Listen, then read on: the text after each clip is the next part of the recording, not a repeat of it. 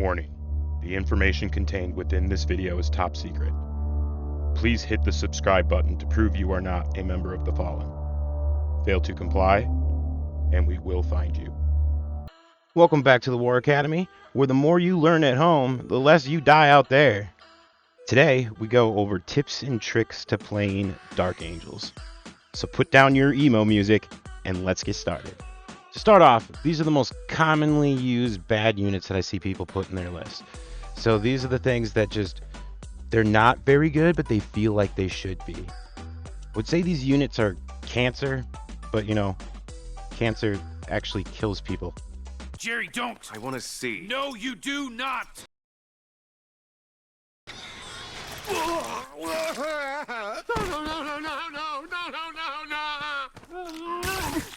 So Outriders. I get more excuses for people using Outriders than I do from pregnant nuns. Outriders are really expensive. They're really expensive and they're really easy to kill. They're also very hard to hide. When you field most Dark Angel armies, Outrider is something that anti-tank weapons work on them. And since most of your army is either 2-up save or toughness 5, most anti-infantry weapons can go into them. They are really hard to keep alive and they don't really do anything. Also, we have the worst Smash Captains. So Dangel's Smash Captains are just not any good compared to other ones. If you're fielding them, you give them a jump pack, that way they can get first row at that Justin Bieber concert. You think a Ravenwing Chaplain would be cool, but the Ravenwing it's kind of like that guy at a party who just wears way too much Axe cologne. He doesn't synergize very well with Ravenwing. There's other chapters you can play if you want to field your chappie on a bike. He's also competing with one of the best chaplains in the game. Next unit that's just bad is Samuel. So Samuel is about as useful as the ashtray he has on his jet bike. Took out the seatbelts to make it go faster. He's just too overpriced for what he does.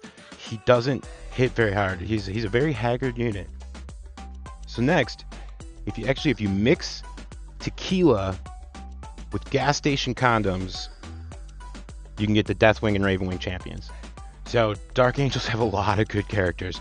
So we have we probably have some of the best characters in the game. So to waste a character on a champion with Dark Angels is just not a smart idea. So and finally, the most common one I see is really any land speeder variant. They don't do well with Ravenwing. If you were to look up horrible in the dictionary, you would not see a picture of a land speeder because there isn't pictures in dictionaries, but you might see the definition of land speeder. The normal land speeder is pretty good. If you put a multi-melt on it, we'll talk about that one later. That one's actually not too bad. Also, land speeder Vengeance and Dark Shroud are pretty good, but all these new ones that have come out they're not that good. And all the variations with the missile launchers and things just avoid that. Rip off the missile launchers and it becomes better if it's got a multi-melt on it. Don't use a heavy bolter. So these are the units that are good, but require a large amount of skill to actually play correctly. So unless you're a more experienced Dark Angel player, I wouldn't really recommend using these guys, but they're the B team. They're not bad, but think about how the model works. Don't just run it into battle without using your head. So first up, I got the Black Knights. These, and you want to make sure you equip these guys without melee weapons because they should be going nowhere near melee. So whenever I use these guys, they actually end up doing really well. Obviously, you want to make sure there's reroll 1s near them all the time so that they don't kill themselves because they aren't cheap. But they're only a little bit more than a regular bike. Get the plasma, but they don't have obsec. These are great at harassing Terminators. So if you got a friend that's really taking advantage of armor contempt like you probably are, these are a great harassing unit that can really avoid combat. Just make sure you're always keeping them at max range from any melee because, like I said, these things fail quickly in melee. That's why you should never take the hammers. So the Robin to the Black Knight is just your regular bikes with OPSEC. If they don't have OPSEC, don't use them. And the biggest mistake I see people use with bikes in general is think of it like real war. You don't send the cavalry in first. So think of Game of Thrones. We all hated the final season of Game of Thrones. The fight with the White Walkers, spoiler alert, they They just send the Dothraki horde in first. Oh, that'll deal with it. Now they just got more undead to deal with. You don't use fast using units to get to your opponent faster. You use fast moving units to harass and make your opponent have to chase you. If you're not kiting, then you're probably not using bikes correctly. But having a regular squad of bikes with OBSEC in your late game can be huge. But keeping them alive till late game, that's a whole nother story. When I equip these guys, I usually like to put an attack bike with them just to keep them more at back so they can still do something. Or if I am gonna have to get him into combat, at least put a lightning claw on the sergeant. It tends to do a little bit better. The chain swords just do nothing. So another popular one is Inceptors with plasma. So these things are good. They're good without being Dark Angels, and having weapons of a Dark Age makes these things nuts. But they're a huge CP, so they're going to cost you 2 CP every turn they're alive. But they're very fragile and hard to keep alive. They can be really controlled by a good opponent, though. So a good opponent is not going to let you do much with these guys. That's why they're good most of the time, but these guys are not cheap and very easy to kill, and that's how your opponent can, earn his models points back quick by just picking these guys off. So another one I've had good luck with, but you don't want to really spam or anything, is the 2-man Deathwing squads. So these are just a 2-man squad. You put them in deep strike. They just deep strike as close as they can to something that's shooty, and your opponent doesn't usually want to switch off guns just to shoot the 2 Terminators that are coming in his backline. It takes a lot of shots off of your main your main force, especially if you can deep strike these guys into cover, and that's usually what I'll do. So I'll deep strike them 11, 12 inches away if that means they're in cover, because I'm not going to rely on a 9-inch charge. That's not going to happen. So if it does, amazing, but that means that there was cover 9 inches away. So you deep strike these guys in cover. Next turn, you're going to move them up, they're 6 inches, and then charge something. So next up is Deathwing Knights. So Deathwing Knights are really expensive, and if they don't get to melee with their ideal target, they don't do anything. So the only time Deathwing Knights become really good is when they're your only anti-tank. So if you are going pure Terminators, I do personally think that going Deathwing Knights is the correct choice. It's your anti-tank, and it's going to struggle to deal with enemy artillery. So if there's a big vehicle in the back that's just, let's say a Tau Hammerhead, for example, that's just, there's not really a way they're going to get to that. They're going to have to go through the entire enemy army first, and that's why anti-tank is usually preferred as ranged. But if you're really trying to stick to that pure Terminator list, Deathwing Knights are amazing. So now we've gone over what not to use and what's hard to use. Let's go over what's easy to use. So these are the best things in the Codex. When you make a Dark Angel list, these are the things that you should probably be just starting the list off with. Starting with the Talon Master. So I think even new Dark Angel players know how awesome a Talon Master is. The reroll ones and ignores cover is just awesome alone when he's in the Devastator Doctrine. Then you give him that Arbiter's Gaze, so now you can get people like weak units to charge you and just waste them all. And then Brilliant Strategist to keep himself in the Heavy Doctrine, so that way those guns just keep doing work for you. The character keyword and his movement just make this guy invaluable. So Ezekiel may be one of the best psychers in the game. So if you plan on taking a psyker, unless you're just doing it for psychic interrogation, that's the only reason I would really go with a librarian, or you're really hurting for points that badly, because Ezekiel with his bonus to casting makes him great for psychic interrogation. Otherwise, my 2 favorite are the Fight Last, and I actually like the Disable Auras. So just because it works against Tyranids, so you can disable a Tyranid synapse and kind of control them a little bit. There's a lot of things you can turn off with Tyranids, and they're a little bit of a pain in the ass right now. If I take Knights, I love using Righteous Repugnance on them. And then if I don't really have to worry about auras, obviously the turn off OBSEC one is never bad. So most of the time too, you're going to use 2 detachments in a Dark Angel army. This means you should never have more than 1 troop slot. So troops, they call a troop tax, and no one likes paying taxes. So don't pay taxes if you don't have to. 1 troop unit in the army, and that's assuming that you took 1 patrol and then maybe a Deathwing detachment or a Raven Wing detachment. Here's the part that it's kind of, at this point in the meta, it's true. The Dark Angel book is getting old. It was one of the first codexes of 9th edition. right now what's just standing strong, it's Terminators. If you got to start every list with 20 Terminators, you need 20 Terminators. That Dark Angels are the immovable object. You can't do that without a really solid front line. So you just send 10 Terminators to one objective, 10 Terminators to another objective, and just if there's a third one even in the midfield, like, you just ignore that. You focus on your home objective and then the 2 that you're putting your Terminators on. Usually you want to keep those next to each other. That way they can kind of assist each other when they need to. But ripping 20 Terminators off objectives is really hard to do, and that frees up the rest of your army to basically go off on its own adventure. The other reason you play Dark Angels, though, I mean, attack bikes are amazing, just period.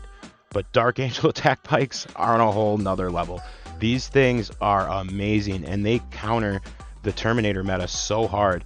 The fact that Devastator Doctrine, these things are AP 5. Now, the mistake I see people use with attack bikes is you are not trying to get into melta range. If you're in melta range, that means you're within 12 inches of bad guys. And if you're within 12 inches, that's a 6-inch moving model will have a 6-inch charge to your attack bikes, and you don't want to do that. You have a 24-inch range. I keep it at 24-inch range. If maybe turn 4 or 5 you can start going in there, but these things are not very easy to keep alive when they get up close, and you really want your Apothecary to be run-resing Terminators. Attack bikes are more valuable, but the whole point of the Terminators are to tank the damage. And then you know them, you love them, the Raven Wing Apothecary. Most Space Marine armies use an Apothecary, and everybody wishes they had our Apothecary. So you're always going to take Selfless Healer. Like, as far as I'm considered, this is the Warlord, the Chapter Master of Dark Angels. So the Selfless Healer Raven Wing Apothecary can boogie to whatever needs to be rezzed. And with the Dark Angel just playstyle, you're almost always rezzing either an attack bike or a Terminator, which is huge value and earns this point cost back very quickly. Later on in the video, I'm going to show you a really cool trick with this guy. So once you have that base, like right there, you pretty much can do whatever you want. There's not a lot of... You have the core of a Dark Angel list, so the rest you could just do anything you want with the list. I have a bunch of cool recommendations, though, later in this video for you. Now, another way you can play is just do what the smart people do. So these are the lists, the top 2 lists that I could find for Dark Angels that are winning GTs. So you're gonna notice a quick theme with these guys. So this is Johan Nosman's list. So he knocked out an 85 player GT, the Game of Westeros GT. You notice a little bit of a theme with his army. So his army is led by Lazarus, who's giving the 5-up Feel No Pain to Mortal Wounds, which are probably Terminator's worst enemy, to as many Terminators as he can. Then he's got the Ancient, who's giving -1 to damage to any of the Terminators that are probably going to be hit the hardest that turn, the ones that are, he'll be able to see which one that's going to be. Then he's got the Apothecary to res him. Then he's got the Talon Master with the Arbiter's Gaze and Decisive Technician. So for his Terminators, he's got the Relic Deathwing Terminators with the Claw and the Combi Bolter. So he's got them with the autocannons, and then he's got the regular Terminators with Chain Fists and Plasma Cannons. And that is the army. He's got 40 Terminators. But yeah, congratulations to Johan. That dude, to 85 player GT with Dark Angels, that is not easy. This was post Armor of Contempt, by the way. So next up, we got John Damaris. You might notice something similar between John and Johan, but they both got 40 Terminators. So the difference between their 2 lists is they got the Relic with, these are Combi Bolter Terminators, but he took 20 Deathwing Knights.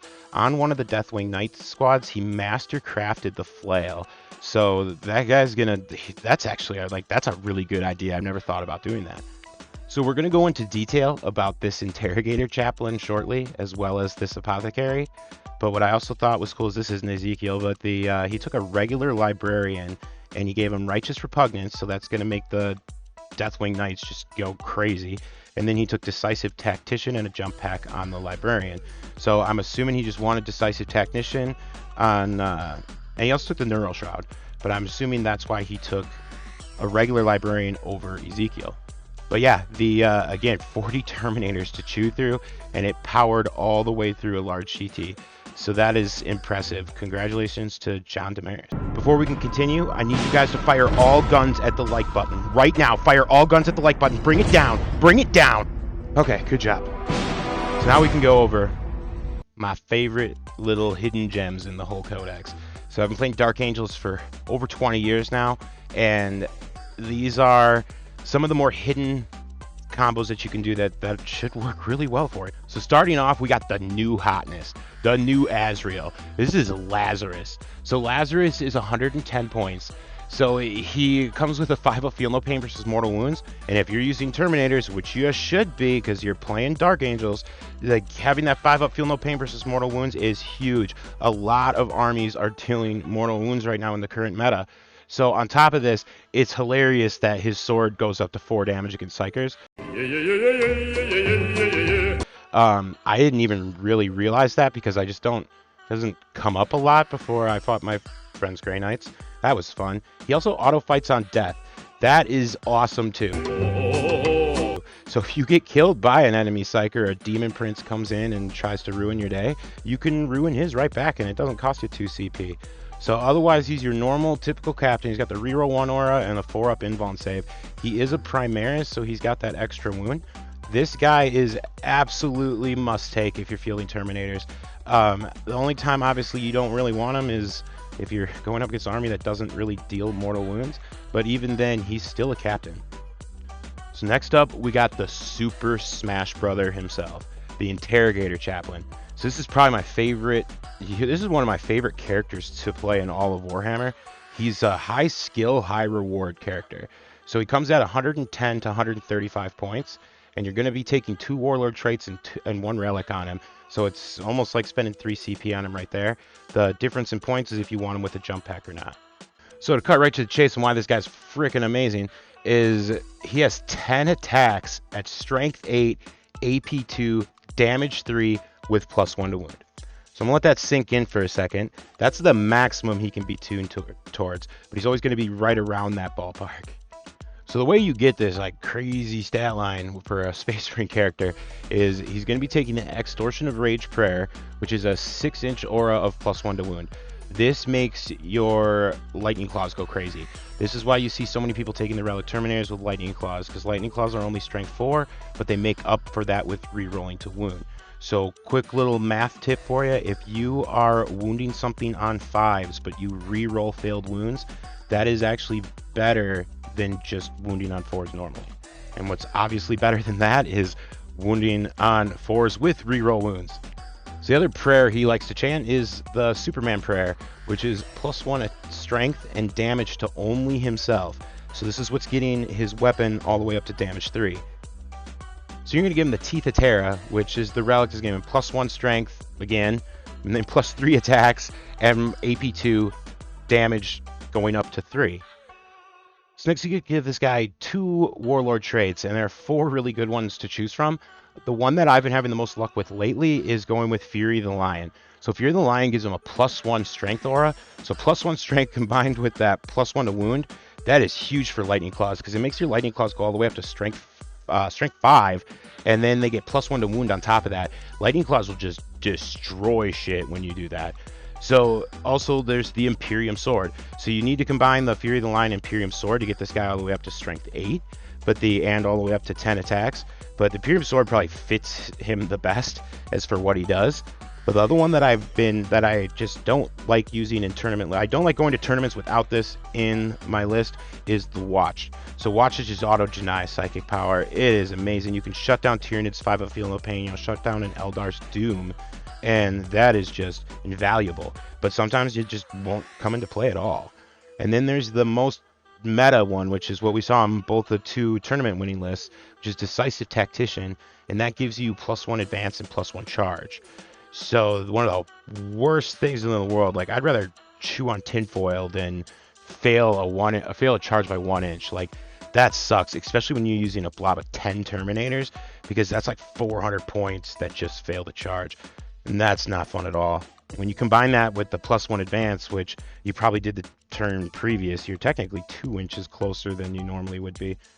Next, I know they're cheaper, I know they're easier to find, but like, don't declaw your lions, guys.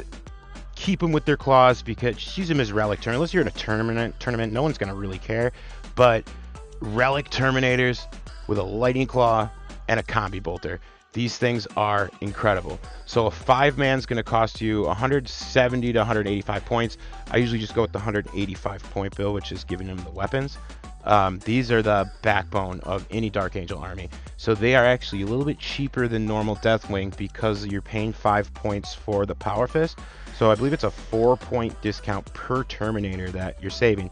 So if you took 20 Terminators, like that's, 80 points. Fuck, I can math. So that right there is 2 extra Terminators, more than that.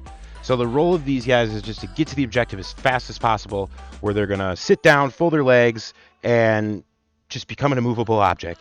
This is like when someone tries to drag you somewhere and you just do the limp thing and you just don't go anywhere. That's what these guys do. So they're gonna shoot things with combi bolters. They're gonna, not really do much of anything, which is why I usually like to equip them with their as much shooting as I possibly can. So the grenade harness, if you take a squad of 10, you can take 2 of these, but you get 1 per 5 at D6 shots, strength 4, AP1. Then the plasma blaster, which is on the sergeant, which is basically just a plasma gun. You can overcharge it, but that's risky. And then the Reaper autocannon, which is heavy 4, strength 7, AP2. So the it'll take the -1 to hit when you shoot the Reaper autocannon, but the fact that you're just going to be sitting there the whole time, these guns are normally going to be hitting on 2s because you're Dark Angels. Then obviously you got 3 combi bolters, which is 12 shots, which is something. But yeah, if you have a way to just add little claws to the Power Fists that are already on there, like bingo, Relic Terminator, that's all you need. They're very, very, very easy to make. Turning Power Fists into Power Claws, probably one of the easier conversions you can do.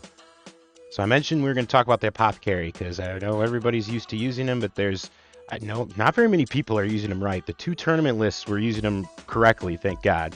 So the Ravenwing Apothecary is 135 points. So you're going to take them, as normal, selfless healer, chief apothecary thing. But the trick with this guy is there's a Ravenwing relic. It's Ravenwing only that you can take. It's called the Reliquary of the Repentant. That is such a Dark Angel name. So while in enemy units within 3 inches of this guy, all 4-up invulns are reduced to 5-up invulns. So I was hesitant at this one at first because the ruling for this same relic used to be reduce invulns by 1. It used to be Doom, and even then no one ever used it. I don't know why. But it only reduces 4-ups to 5-ups, which seems that might not come. That comes up a lot. So, and the main thing is I like to put him with the Terminators, and with the Terminators is that big smash chaplain. So when I want to go kill an enemy character, I just bring the Apothecary with him. I don't charge with the Apothecary usually. I just get him within that 3 inches, and so that way he does the debuff. But that lets you assassinate characters. The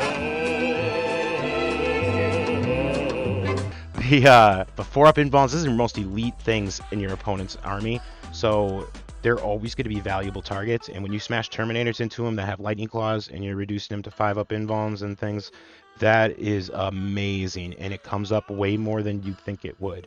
The biggest thing just to be careful of, this is a lot higher skilled maneuver. If you're a newer player, I would probably just use the Apothecary normally. This is how I usually lose my Apothecary. So anytime I do this, I gotta be making sure that this is really worth it and that this is the fight, the main event of the battle where I have to win this. That's where this thing has saved me a countless number of times. So next is my absolute, besides the Chaplain, this is my second favorite unit in all of Dark Angels. Just the Dark Shroud. This thing has won me so many games. The 2 tournament lists, if I were to say the one thing I would make a change to, I'd drop 5 Terminators just to add a Dark Shroud to the any list. I love these things. They're very hard to find though. You're probably either gonna have to convert one or scour the internet. So the Dark Shroud comes in at 130 points. The biggest thing is this is like the masturbator, where people don't like getting -1 to hit, especially when you can spread it on so many Terminators that are already permanent transhuman. So to give you a little bit of an example, if I have Terminators that are -1 to hit, and Space Marines decide they're going to shoot 20 last cannons at me. So 20 last cannons, hitting on 4s goes to 10 last cannons, wounding on 4s goes to 5 last cannons, and then I've got my safe, which is, basically 2 to 3 Terminators, or most likely only 1 to 2 Terminators are going to die from those 20 last cannon shots. So that's why the -1 stacking with everything else. And if you manage to put -1 damage on there, I'd rather take -1 to hit actually over -1 damage because it always comes into play. People freak out about this thing, so they try to target him all the time. And one of the best defenses you can have against anti-tank weapons is a 4-up invuln, and it just absolutely devastates orc armies. Tau players hate it too when they're -1 to hit with, like, that's huge. That makes a lot of Tau miss, turns Tau into orcs. And then if you have a forest on the map, what I've usually done a lot is I'll have my Dark Shroud. If I can't cover all my Terminators with the Dark Shroud, I'll place my forest down or look for the forest on the map, use the forest to give the rest of my army -1 to hit against whatever I think is going to shoot at them. This thing will annoy the shit out of your enemy. But you're always going to advance this thing. Its gun is pathetic. So every turn you're going to advance it, because when a Raven Wing unit advances, it gets a 4-up invuln. So this thing's just going to be rocking 9 wounds that don't degrade. At a 4-up invuln, your opponent's going to rip his hair out trying to kill it. You have fly, so you can always just get great angles at things and always be just within where you need to be. By the time the opponent actually kills this thing, it doesn't even matter anymore, because now it's all the melee combat, and it's hilarious. I've played against Dark Angels a lot, and I've spent way too much effort trying to kill these things, and it's best just to ignore them. And if you're orcs, just sucks to be an orc, I guess. So next up, I mentioned how attack bikes are pretty much required in every Dark Angel army. I know they're hard to find, and I believe they're still going for a lot on eBay, but the poor man's attack bike, which a lot of people have laying around and you can pick up used and on eBay very, very cheap, is a land speeder with a multi-melta. So the land speeder is 70 points, whereas the attack bike comes in at 60 points, and they're basically the same thing. The biggest difference is the fly. So you're getting a little extra wounds, but being able to fly, the best thing about that is you can fly up on top of ruins, and you can get places that melee can't reach you. So I mentioned before that the number one thing of bikes need to avoid is melee, and it's a lot harder to do that, and a lot of people get greedy and want to get those melta shots in. A lot of times you can get the melta shots in with these land speeders, because you can get right up close, climb to the top of a building where it's going to be, you know, an 8-inch charge or something to reach you, and take advantage of that fact you have fly. Also, bikes can't move through terrain, but these can. So on really terrain heavy maps, you can get to places that a bike could never hope to get to. You're paying 10 more points for it. It's really a great alternative to an attack bike, and you can still take them in a squad of 3. So these guys don't interact with the Apothecary though, and that's their downside.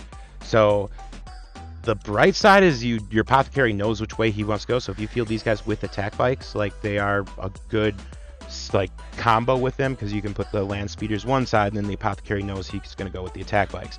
So you got the more health, you can do the more shenanigans, but yeah, you cannot be resurrected, which is a bummer.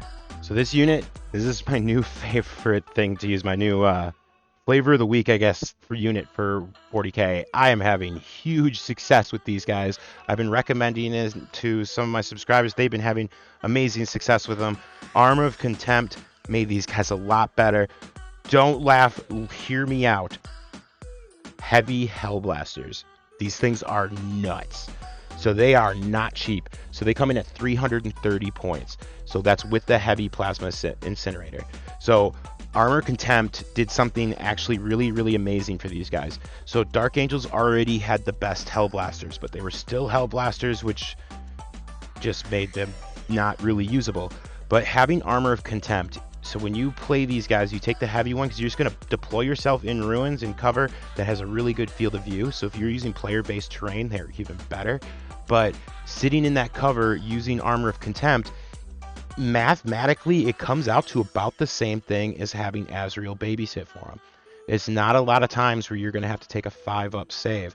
It's mostly going to be 4-ups or better. So you don't need Azrael anymore. So the reason why these guys just weren't good enough before is with 330 points, then you need an Apothecary to make sure they keep rezzing.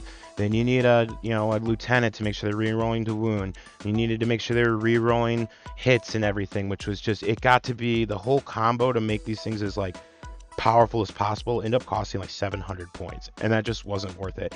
Now they don't need all that fluff. They can just sit there at 330 points and destroy shit. So you're going to Weapons of a Dark Age these things every time. And that's going to give you 10 shots at strength 9, AP 4, damage 4.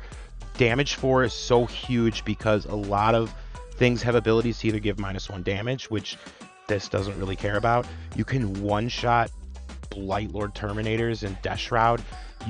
I've taken these guys and I have overkilled the hell out of Plague Burst Crawlers. You can bring down Knights with this.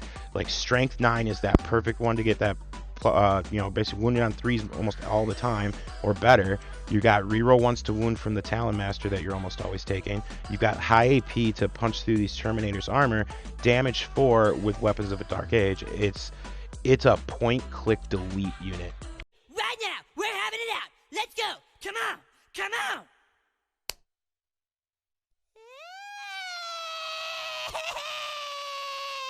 So when you don't move, obviously you play these things in cover with a good field of view, they should be hitting on 2s, rerolling 1s. I mean, that's about as accurate as you can get.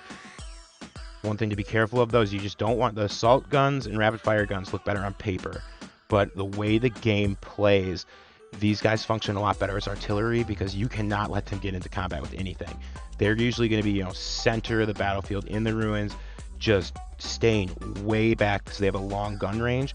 And that's the fact that you can change them to whatever you need. So if you're fighting, just if you need to kill a bunch of, veteran Space Marine, you can just stay normal at damage 2. Or you can overcharge, go to damage 3. But if you really need to take something down big, you got 2 CP to bring these things up to damage 4. I mean, 10 shots at damage 4 for 330 points.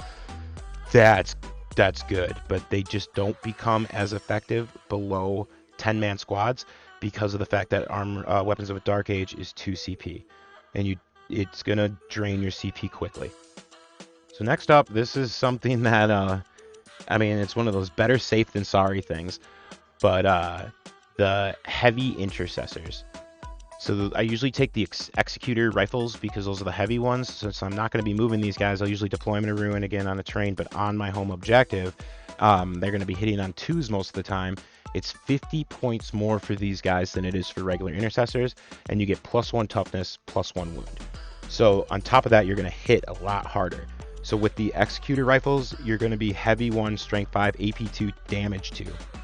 And that heavy bolter you give them, which it's a 10-point upgrade. It comes heavy 2, strength 5, AP 2, damage 3. This thing is annoying. Now, there is a downside to this. So when you take Intercessors and you use this to get your secondary for your Stubborn Defiance, when you have Intercessors, they're so weak and pathetic that it's not really worth your opponent's time to rip you off of that objective. And that's part of the reason why it seems so easy to get Stubborn Defiance. But for example, if you put the Hellblasters, say Hellblasters were OPSEC and you could do Stubborn Defiance with them, that would be a horrible unit to do because it's got such a high target on its heads. You don't want your opponent to go for these units, and that's the one downside to these guys. They are going to be very, very harassing to your enemy's lines because they have long range and can, hurt elite units, and you don't want your opponent to realize they need to go. So this is a third alternative for attack bikes. Usually the way I play is I use my squad of 3 attack bikes. Sometimes I'll take another squad of 3 attack bikes, but I'll always use at least one squad of 3 Eradicators. So Eradicators just work so well to be opposite, like where my main army's kind of going, because they can, go through walls and things. But they're only 130 to 145 points, so I usually do the 145 point kit. But yeah, these things combo great with the attack bikes just to be opposite size, because attack bikes get really hindered by terrain. So I put them on the more terrain heavy side, and that just lets me keep that anti-tank where I need it. So they're a little bit cheaper too than attack bikes. They hit harder.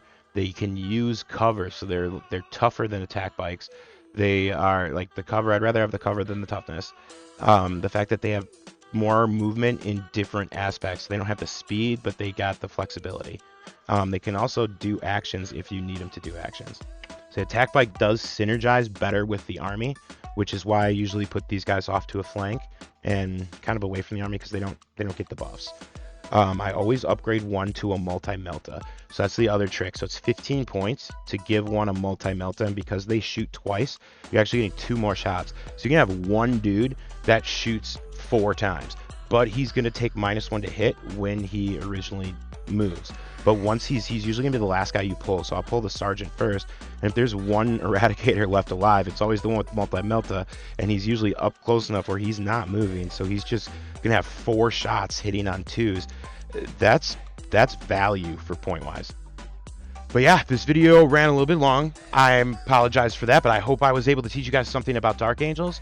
I do have a question for you. The new thing is Knights, and I've been thinking a lot, what type of Knights are going to work best with Terminators, and would it be viable to go Ravenwing heavy with Warglaves?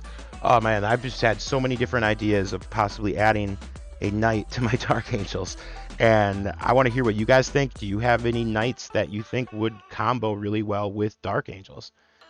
Also, send me your guys' lists. I'll tell you why your lists suck. I get a lot of lists sent to me. I really don't mind. I like looking at other people's lists. Send it to me on Discord, which is right here. I'll also have it linked below. Don't forget to like and subscribe. I'll have a lot more videos like this coming out. I have a Patreon too. If you love this video and you really want to be one of the original guys to show me some support, check out the links below. So continue to hunt the fallen, and I'll catch you in the next one.